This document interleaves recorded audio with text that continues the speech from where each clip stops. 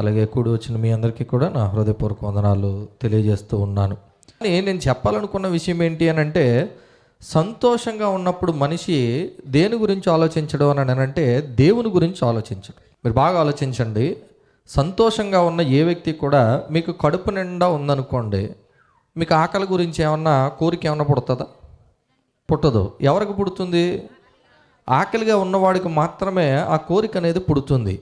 నిజంగా ఈరోజు క్రైస్తవ్యంలో ఉన్నటువంటి ప్రధానమైనటువంటి సమస్య ఏమిటి అని అంటే, మారు మనసు అనేది చాలా పెద్ద సమస్య. అనుకుంటారు చాలామంది, మేము బాప్తిసం పొందాం కదండి, మారిపోయాం కదండి, మేమేం మారలేదండి అని అనుకుంటూ ఉంటారు. కానీ మీరు ఆలోచన చేస్తే, నిజంగా మీరు బాప్తిసం పొందకముందు ఎలా ఉన్నారు, బాప్తిస్మం పొందిన తర్వాత మీరు ఎలా ఉన్నారు అని మిమ్మల్ని మీరే, నన్ను నేనే ప్రశ్నించుకుంటే నేను ఎంత మారాను, నేను ఎంత మారలేదు అనేది తెలుస్తుందా? తెలియదా? ఖచ్చితంగా తెలుస్తుంది. ఎవరో ఒకరు మనకి చెప్పాల్సిన అవసరం కూడా లేదు. కానీ ఖచ్చితంగా ఈరోజు క్రైస్తవ్యం తనను తాను ప్రశ్నించుకునే పరిస్థితి లేదు. ఒకవేళ కనుక ఎదుటి వ్యక్తి ఎవరైనా చెప్తే కూడా దాన్ని స్వీకరించే పరిస్థితి లేదు. వాస్తవంగా మీరు ఆలోచన చేసి చూడండి. ఏ సేవకుడైనా గద్దించి ఖండించి వాక్యం చెప్తే ఆ పాస్టర్ గారిని ఇష్టపడతారా?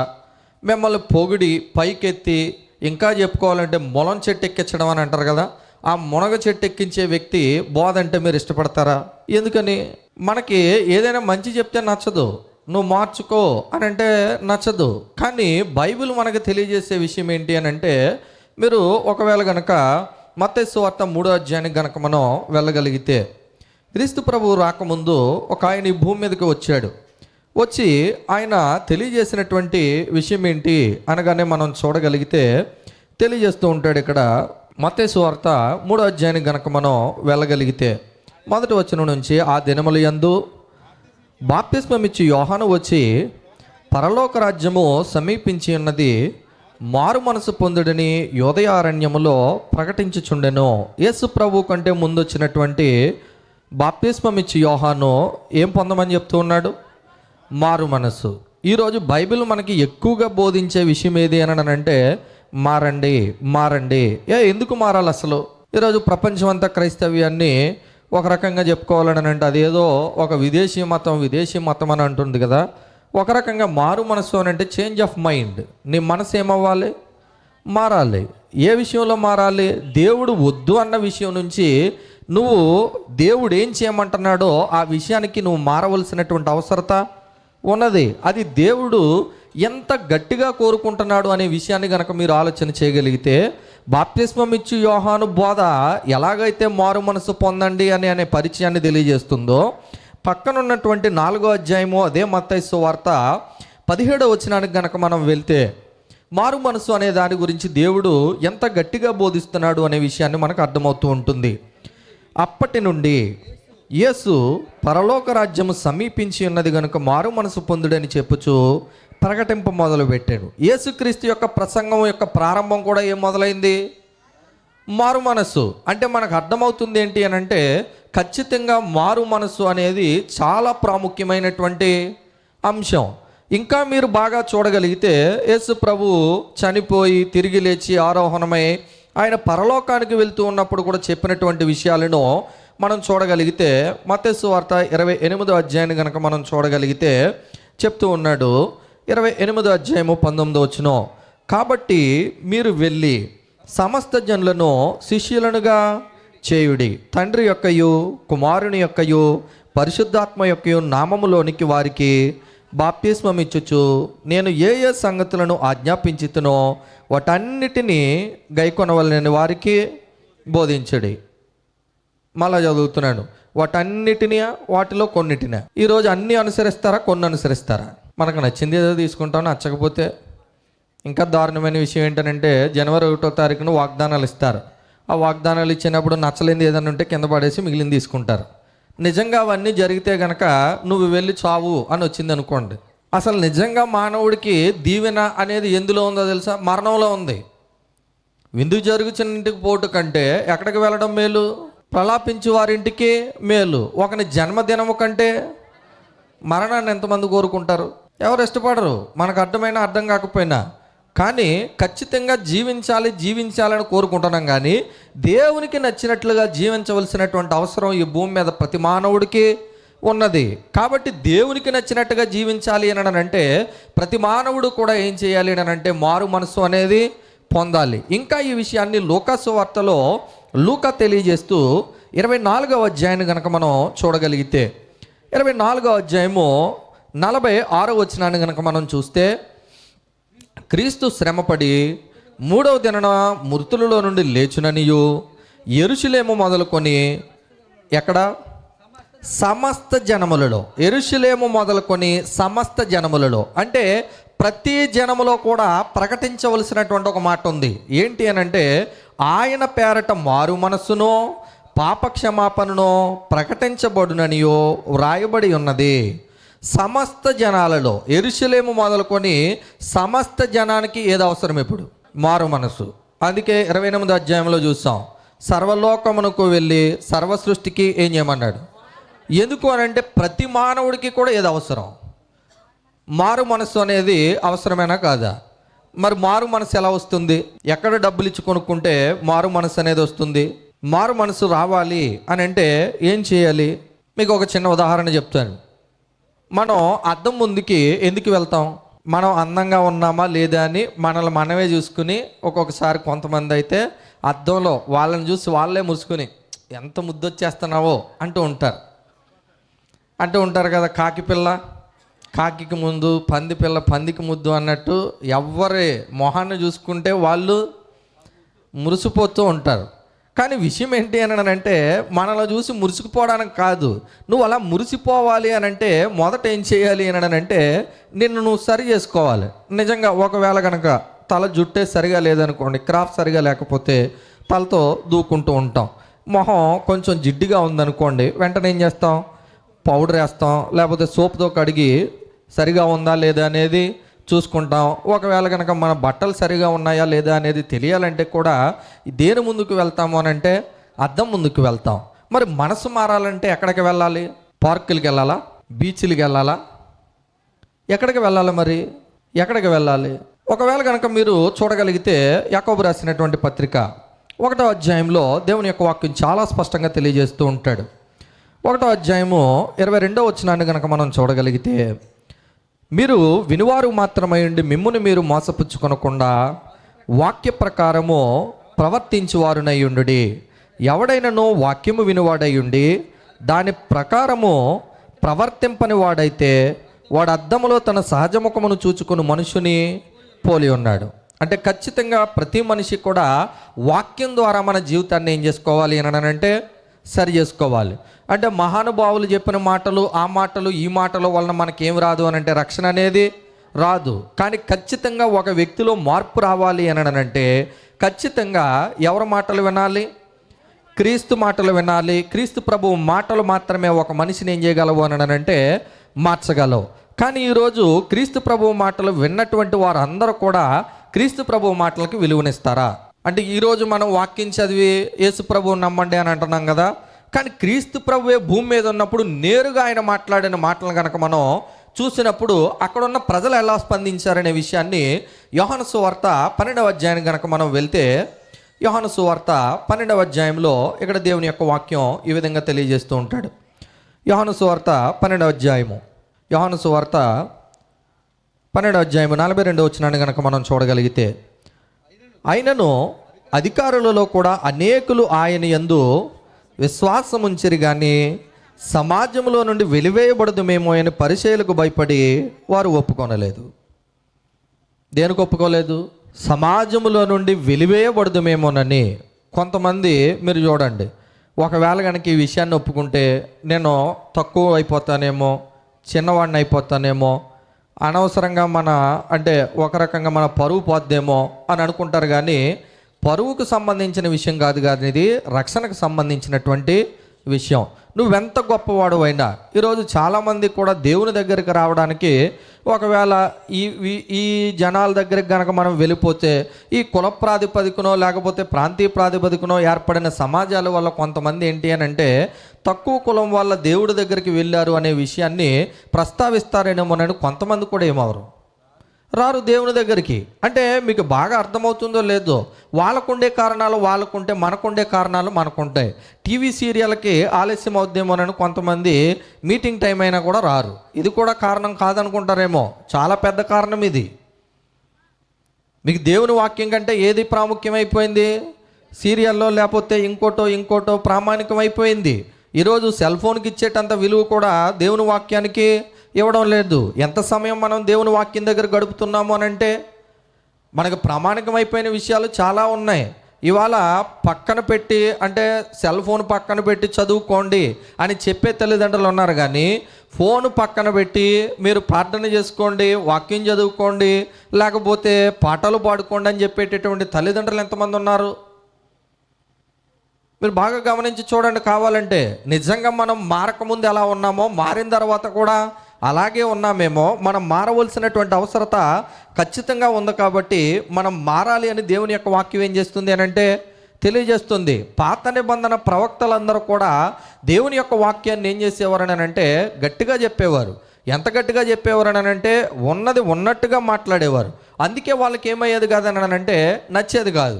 మీకు ఇంకా బాగా పరిచయం చేసే వ్యక్తి ఏంటి అని, ఈ వ్యక్తి ఎవరనంటే బాప్తిస్మం ఇచ్చి యోహాను ఉన్నాడు కదా. బాప్తిస్మం ఇచ్చి యోహాను యొక్క తలని ఎందుకు ఖండించారు? బాప్తిస్మం ఇచ్చి యోహాను యొక్క తలని ఖచ్చితంగా, ఇదిగో నువ్వు తప్పు చేస్తున్నావు, ఈ తప్పును నువ్వేం చేయి, సరిదిద్దుకో అని అన్నందుకు చివరికి ఆయన ఏం కోల్పోవలసి వచ్చింది? ప్రాణమే కోల్పోవలసి వచ్చింది. మీకు బాప్తిస్మం ఇచ్చి యోహానే కాదు, ప్రభువైన యేసును కూడా అక్కడున్న ప్రజలందరూ కూడా ఏమన్నారు అని అంటే మీరు మారండి అన్నందుకు ఆయన ఏం చేయమన్నారంటే సిలువ వేయండి అని చివరికి ఆయన సిలువ వేసి ఏం చేశారు? ఏంటి మారండి అన్నందుకు ప్రాణాలు పోతాయి అని అంటే పోతాయి. ఈరోజు అలాగే అనేక మంది సేవకులు దేవుని యొక్క వాక్యాన్ని ప్రకటిస్తూ వారు తనువును చాలిస్తారు. ఎందుకు అనంటే మీరు అంటే బాగా గమనించండి, బైబిల్లో నిజం చెప్పినటువంటి ప్రతి ప్రవక్త లేకపోతే ప్రతి వ్యక్తి కూడా శ్రమలు ఎదుర్కొన్నాడు, కానీ ఏ మనిషి కూడా సుఖపడినటువంటి పరిస్థితి మనకి కనబడదు. మీరు బాగా గమనించగలిగితే ఇర్మియా గ్రంథంలో 25వ అధ్యాయానికి గనక మనం వెళ్తే, ఇర్మియా గ్రంథము 25వ వచనానికి గనక మనం 25వ అధ్యాయానికి గనక మనం వెళ్ళగలిగితే 25వ అధ్యాయము 4-6 వచనాలను కనుక మనం చూడగలిగితే చెప్తాడు, మీ చేతి పనుల వలన నాకు కోపము పుట్టించకుండానట్లును, నేను మీకు ఏ బాధయో కలుగు చేయకుండానట్లును, అన్యదేవతలను అనుసరించుటయో వాటిని పూజించుటయో వాటికి నమస్కారం చేయటయో మాని మీరందరూ, బాగా గమనించండి, మీరందరూ మీ చెడు మార్గమును మీ దుష్టక్రియలను విడిచిపెట్టి తిరిగిన ఎడల, అంటే మనం చేసే ప్రతి దుష్టకార్యము చెడు కార్యము ఏం చేయాలి? విడిచిపెట్టాలి. అంటే విడిచిపెట్టడము అని అంటే మారు మనస్సు పొంది తిరగాలి. నేను ఇక మీదట ఆ విషయానికి బద్ధుడను కాను, నువ్వేం చెప్తే దాని ప్రకారమే నేను నడుస్తాను అని దేవునికి హామీ ఇవ్వడం. అంటాడు, తిరిగిన ఎడల యెహోవా మీకును మీ పితరులకును నిత్య నివాసముగా దయచేసిన దేశములో మీరు నివసింతురని చెప్పుటకై యెహోవా పెందలకడ లేచి ప్రవక్తలైన తన సేవకులందరినీ మీ వద్దకు పంపుచూ వచ్చినను మీరేం చేశారు? విన్నారా? వినలేదా? మీరు తిరగండి, మారు మనసు పొందండి అంటే అక్కడ ఉన్న ప్రజలు ఏం చేయలేదు, వినకపోతిరి. వినుటకు మీరు ఏం చేయలేదు? చెవి యొగ్గకుండిరి. వినడానికి మనుషులకి ఏమి లేదు అని అంటే మనసు అనేది లేదు. కానీ దేవుడు మాత్రం ఏం చేస్తూ ఉన్నాడు అని అంటే మీరు మారండి అనే విషయాన్ని తెలియజేస్తూ ఉన్నాడు. ఒకవేళ కనుక మీరు న్యాయాధిపతుల గ్రంథాన్ని కనుక చూడగలిగితే, న్యాయాధిపతుల గ్రంథంలో మీకు న్యాయాధిపతులను అసలు పుట్టించడానికి కారణం ఏంటని ఎప్పుడైనా చదివారా? వీళ్ళు పాపం చేసిన వెంటనే ఒక న్యాయాధిపతిని పుట్టించడం, మీరు చేసిన తప్పులో నుంచి మీరు బయటకు రండి అని వాళ్ళని తీసుకొని రావడం, మళ్ళా వీళ్ళ పాపం చేయడం, మళ్ళీ ఇంకొక న్యాయాధిపతిని ఏం చేయాలి? పుట్టించాలి. వాళ్ళు అలాగా ఎన్ని మార్లు అలా తిరుగుతున్నారో ఒక సైకిల్ అది. న్యాయాధిపతుల గ్రంథం అంతా మీరు చదివితే, అంటే వాళ్ళు పాపం చేసిన దాని నుంచి వాళ్ళని తిప్పడానికి దేవుడు ఒక న్యాయాధిపతిని ఏం చేసేవాడు? పంపించేవాడు. నేటికి ఆయన దాసులైనటువంటి మనుషులని ఈ భూమి మీదకి పంపుతూనే ఉన్నాడు, కానీ దేవుని మనుషులు అంటే దేవుని యొక్క పిల్లలు ఎవరి మాట వినడం లేదు, దేవుని మాట వినడం లేదు, మారు మనస్సు పొందే పరిస్థితి ఉండడం లేదు. కానీ మనం ఏమనుకుంటున్నాం అని అంటే నేను బాప్తిసం పొందేసాను, నాకేం లేదు, డొక్క లేదు అని అనుకుంటున్నారు. మారు మనసు పొందేశాను అని అనుకుంటే మనకంటే పాపి ఇంకొకరు ఎవరు లేరు. ఎందుకనంటే యోహాను మొదటి పత్రికలో మనకి ఈ విధంగా తెలియజేస్తూ ఉంటాడు. 1వ అధ్యాయం కనుక మనం చూడగలిగితే ఒకటో అధ్యాయాన్ని కనుక మనం చూడగలిగితే యోహాను తన పత్రికను రాస్తూ ఈ విధంగా తెలియజేస్తూ ఉంటాడు. 8వ వచనాన్ని మనం చూసినప్పుడు, మనము పాపము లేని వారమని చెప్పుకునే ఎడల మనల్ని ఎదుటి వాళ్ళ అబ్బాయి నేనేమీ పాపం చేయలేదండి, నేను అస్సలు పాపిని కాదండి, నాలో ఏ పాపము లేదండి అని అన్నారనుకోండి, ఎవరిని మోసపుచ్చుకుంటారు?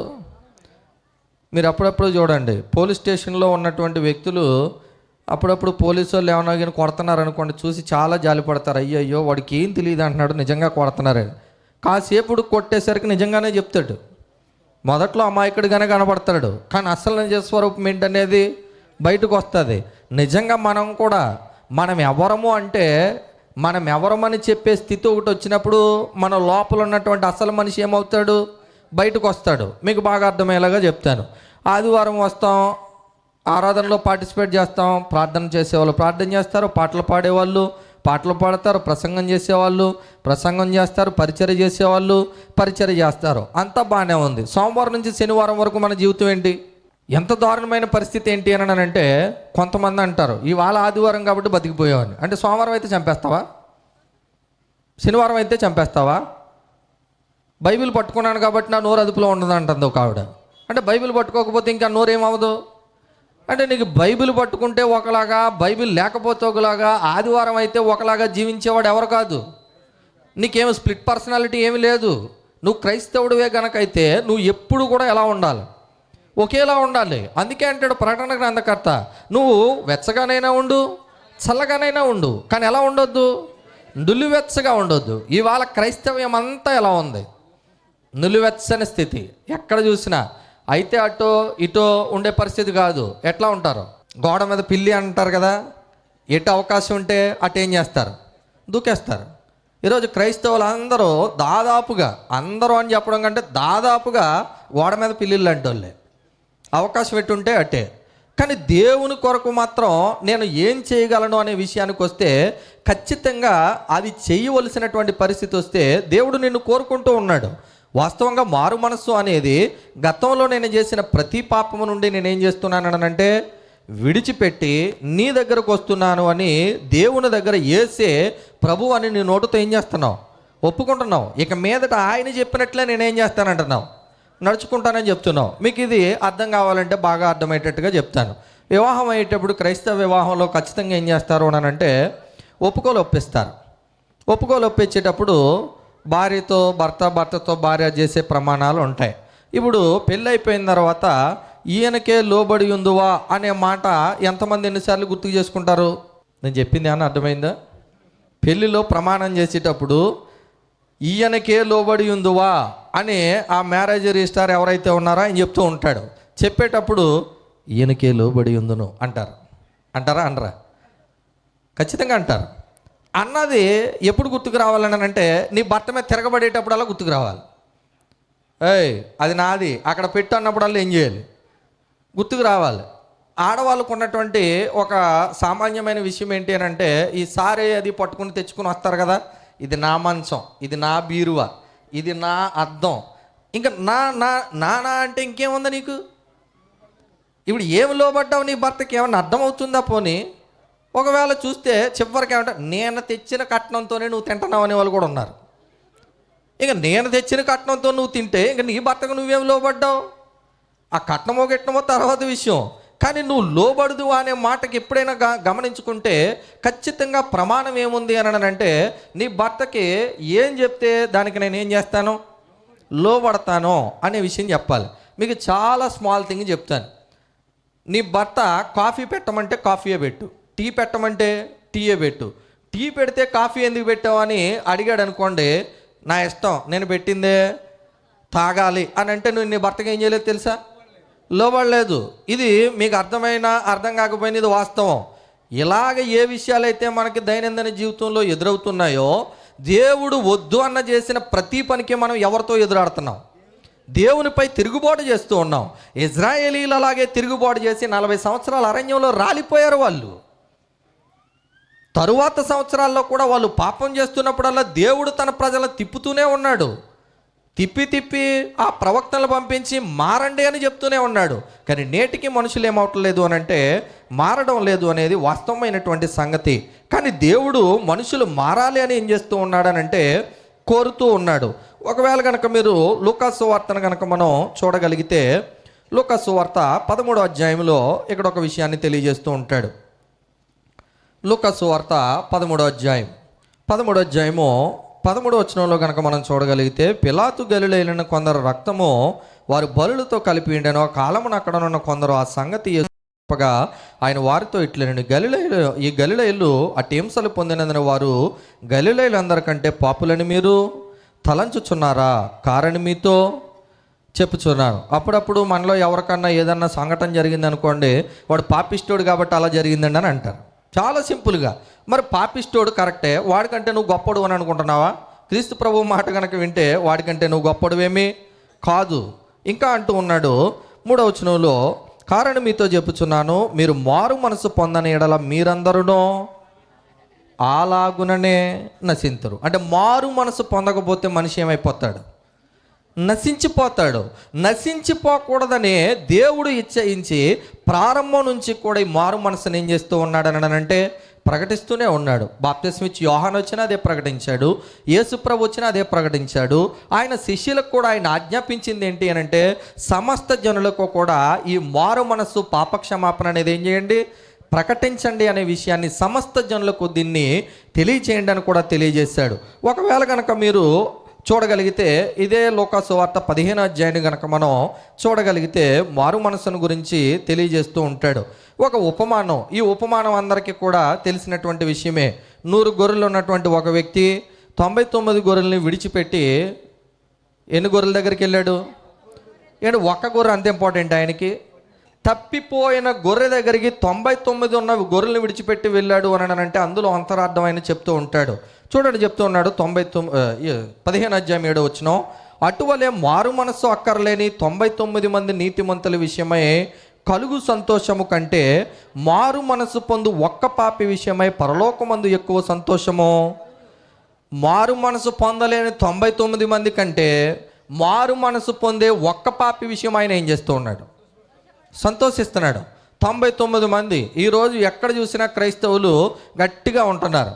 ఇంతమందిని చూసి దేవుడు ఏం చేయడం లేదు, సంతోషించట్లేదు. కానీ మారు మనసు పొందాలి అనే ఒక వ్యక్తిని బట్టి ఆయన ఏం చేస్తూ ఉన్నాడు అంటే సంతోషిస్తూ ఉన్నాడు. ఈ రాత్రికాల సమయంలో వింటున్నటువంటి మనమందరము కూడా నిజంగా ఏ మారు మనసునైతే దేవుడు కోరుతూ ఉన్నాడో అదే మారు మనసును కలిగి జీవించడానికి ఇష్టపడుతున్నామో మనం. ఒకవేళ కనుక ఇంతకాలం మారు మనసు పొందడానికి ఇష్టపడి లేకపోతే ఈ రాత్రికాల సమయంలోనైనా ఒకవేళ మారు మనసు పొందకపోతే మనిషి ఏమైపోతాడు అని అంటే నశించిపోతాడని దేవుని యొక్క వాక్యం మనకి స్పష్టంగా తెలియజేస్తూ ఉంది. మారు మనసు పొందాలి అనే ఒక్క పాపి విషయం ఆయన ఏం చేస్తూ ఉన్నాడని అంటే సంతోషిస్తున్నాడనే విషయాన్ని కూడా మనకి తెలియజేస్తూ ఉంది. ఒక నిజమైనటువంటి మారు మనసు ఎప్పుడు వస్తుంది అని అంటే బాగా గమనించండి. కొరింథీయులకు రాసినటువంటి 2వ పత్రిక 7వ అధ్యాయానికి మనం వెళ్ళి చదివి ముగిద్దాం. కొరింథీయులకు రాసినటువంటి 2వ పత్రిక 7వ అధ్యాయానికి కనుక మనం వెళ్ళగలిగితే 10వ వచనంలో దేవుని యొక్క వాక్యం మనకి ఈ విధంగా తెలియజేస్తూ ఉంటుంది.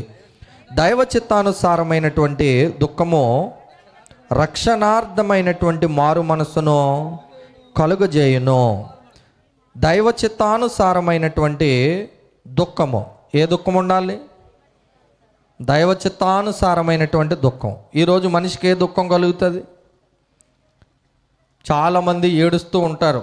కొంతమందిని గమనిస్తూ ఉంటాను దేవుని సన్నిధిలో, ప్రభువా నాకు అది లేదు, ప్రభువా నాకు ఇది లేదు అంటే ఏంటి దాని అర్థం? అంటే కన్నీటి ప్రార్థన దేవుడు వింటాడని జనానికి ఒక ఆలోచన. ఆ కన్నీరు గురించి దేవుడు ఎప్పుడు అడగట్లేదు. దైవ చిత్తానుసారమైనటువంటి దుఃఖము రక్షణార్థమైనటువంటి మారు మనసు, రక్షణకు సంబంధించిన మారు మనస్సుకి సంబంధించి నీ హృదయంలో ఏం రావాలి? దుఃఖం రావాలా? అవసరం లేదా? మారు మనసులో ఎన్నిసార్లు నేను ఈ తప్పు చేశాను, ఈ తప్పు చేయడం వల్ల దేవుడు నా వల్ల చాలా ఇబ్బంది పడ్డాడు, అవమానపడ్డాడు అనే విషయాన్ని బట్టి మన లోపల ఎన్నిసార్లు దుఃఖం వచ్చి ఉంటుంది? అలా రాలేదు అని అంటే అదేది కాదు తెలుసా?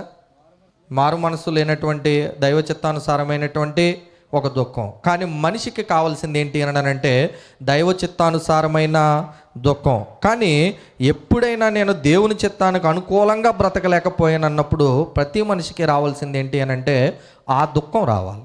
ఆ దుఃఖం వచ్చినప్పుడే నీ లోపల ఏం వస్తుంది అని అంటే మారు మనసు వస్తుంది. కాబట్టి అటువంటి మారు మనసును దేవుడు ఏం చేస్తూ ఉన్నాడనంటే కోరుతూ ఉన్నాడు. ఎందుకు కోరుతూ ఉన్నాడనంటే పేతురు రాసినటువంటి 2వ పత్రిక 3వ అధ్యాయానికి కనుక మనం వెళ్ళగలిగితే, పేతురు రాసినటువంటి 2వ పత్రిక 3వ అధ్యాయము, పేతురు రాసినటువంటి 2వ పత్రిక 3వ అధ్యాయము 9వ వచనంలో తెలియజేస్తూ ఉన్నాడు, కొందరు ఆలస్యమని ఎంచుకున్నట్లు ప్రభువు తన వాగ్దానం గురించి ఆలస్యం చేయువాడు కాడు, కానీ ఎవ్వడనో నశింపవలనని ఇచ్చయింపక అందరూ మారు మనసు పొందవలనని కోరుచు మీ ఎడల దీర్ఘశాంతము గలవాడై ఉన్నాడు. ఎందుకు దేవుడు తన రాకడను ఆలస్యం చేస్తూ ఉన్నాడు అని అంటే అందరూ ఏం పొందాలి అని, మారు మనసు పొందాలి అని. ఎటువంటి మారు మనసు అని అంటే దైవ చిత్తానుసారమైనటువంటి మారు మనసు. ఒకవేళ కనుక మనలో అటువంటి దైవ చిత్తానుసారమైనటువంటి మారు మనసు లేకపోతే ఈ రాత్రికాల సమయంలో వింటున్నటువంటి నీవు నేను కూడా అటువంటి మారు మనసును కలిగి దేవుడు తన రాకను ఆలస్యం చేస్తూ ఉన్నాడు అనడంటే ఆయన నా కొరకే ఆలోచించి నన్ను నిత్య జీవానికి తీసుకుని వెళ్ళాలని కోరుతూ ఉన్నాడని ప్రతి ఒక్కరూ గ్రహించాలని, మారు మనసు విషయంలో ప్రతి వ్యక్తి కూడా తగిన ఆలోచన కలిగి దేవునికి మహిమ కలిగేటట్టుగా మారి క్రైస్తవులుగా జీవించాలని మీ అందరికీ తెలియజేస్తూ నన్ను నేను హెచ్చరించుకుంటూ మిమ్మల్ని హెచ్చరిస్తూ ఒప్పుకుతున్న మీకు అవకాశం ఇచ్చిన అధ్యక్షులు, స్థానిక సంఘ సువార్థికులు మోహన్ గారికి నా హృదయపూర్వక వందనాలు తెలియజేస్తూ ముగిస్తూ ఉన్నాను. అందరికీ వందనాలు.